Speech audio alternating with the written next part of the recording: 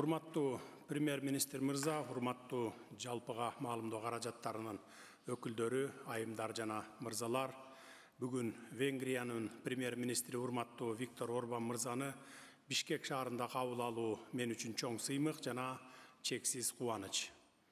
2023 жылдын февралындагы Будапешт шаарына болгон менин расмий сапарымдан кийин жооп иретинде болуп жаткан бул сапар Кыргызстан менен Венгриянын ортосундагы бекем жана стратегиялык маанилүү мамилелерди кайрадан тастыктап турат десек жаңылышпайбыз.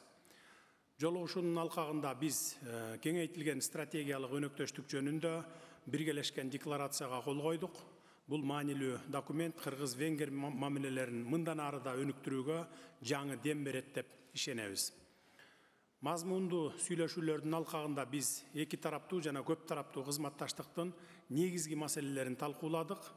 Өз ара кызыкчылык туудурган эл аралык жана регионалдык күн тартиби боюнча пикир алмаштык. Талкуулардын бардыгы стратегиялык өнөктөштүк, ачыктык жана ишенимдин негизинде өттү. Бул көрүнүш биздин бир тууган мамилелерибизди далилдеп турат десек болот. Бүгүнкү макулдашууларга кол коюу биздин ар кандай чөйрөлөрдөгү кызматташтыгыбыздын динамикалуу өнүгүшүнүн айкын көрсөткүчү болуп саналат. Венгер тарабынын 2025-2027 жылдарга карата стипендиум Хунгарикум программасынын алкагында Венгриянын жогорку окуу жайларында кыргыз студенттерин окутууга квоталарды бөлүүнү улантуу чечимине өзгөчө токтолгум келүүдө. Бул чечим биздин бекем достугубуздун символу болуп саналып, элдерибиздин ортосундагы достуктун жана өз ара түшүнүшүүнүн тереңдешине өбөлгө түзөт. Бул өңүттө илим жана билим берүү чөйрөсүндөгү эки тараптуу долбоорлорубузду ишке ашыруунун маанилүүлүгүн өзгөчө канааттануу менен белгилегим келет. Биздин жаш улан кыздарыбыз боордош Венгрия менен Кыргызстандын ортосундагы достуктун жана кызматташтыгынын келечектеги көпүрөсү болот деп ишенемин. Ошондой эле уставдык капиталы 16 миллион доллар болгон Венгер-Кыргыз өнүктүрүү фондун анын алкагында конкреттүү инвестициялык долбоорлор ишке ашырылып жатканын белгилеймин.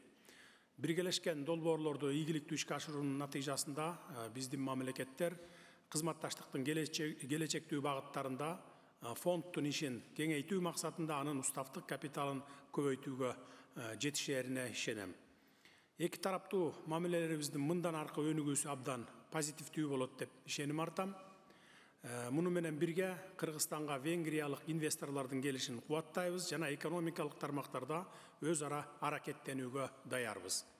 Соода экономикалык жана инвестициялык чөйрөдө дагы көп иштерди жасашыбыз керек. Бүгүнкү күндө биз өз ара мамилелерибиздин стратегиялык мүнөзүн дагы бир жолу тастыктадык, аны эң жогорку деңгээлге чыгардык. Эртең Венгриянын премьер-министри урматтуу Виктор Орбан мырза менен бирге Түрк мамлекеттер уюмунун кезектеги саммитине катышабыз.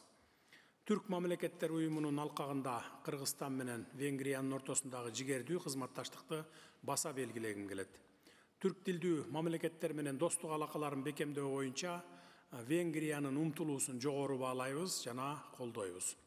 Сөзүмдүн жыйынтыгында урматтуу Орбан мырза, сизге биздин элдер менен өлкөлөрдүн ортосундагы достук мамилелерди бекемдөөгө кошкон жеке салымыңыз үчүн ыраазычылык билдирип, мамлекеттик ишиңизге албан ийгиликтерди, жаңы жетишкендиктерди каалайм. Ал эми Венгриянын боордош элибизге тынчтык жана мындан ары гүлдөп өнүгүүнү каалаймын.